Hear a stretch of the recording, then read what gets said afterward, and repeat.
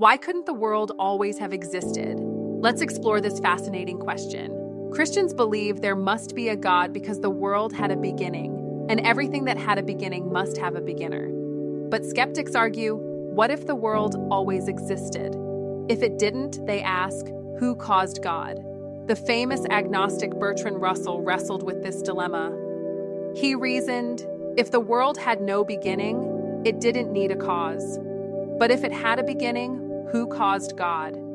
And if God needed a cause, he wouldn't be God. In either case, it seems there's no first uncaused cause. The problem lies in the question itself. It's built on a flawed assumption that everything must have a cause. But what's claimed is that everything that had a beginning had a cause. God doesn't need a cause because he had no beginning. As Psalm 90 verse 2 declares, "From everlasting to everlasting, you are God." So does the universe have a beginning? Let's examine two powerful arguments, one from science and one from philosophy. First, the second law of thermodynamics tells us that the universe is running out of usable energy. If the universe were eternal, it would have already run out of energy. Just as a car with limited gas eventually stops or a clock unwinds unless rewound, the universe must have started somewhere. This means it had a beginning, and everything that begins must have a beginner. Hebrews 3 verse 4 reminds us, "For every house is built by someone, but he who built all things is God." Some argue that the universe is self-winding or rebounding endlessly. But there's no evidence for this. Even prominent agnostic astronomer Robert Jastrow admitted, once hydrogen has been burned within a star, it can never be restored to its original state.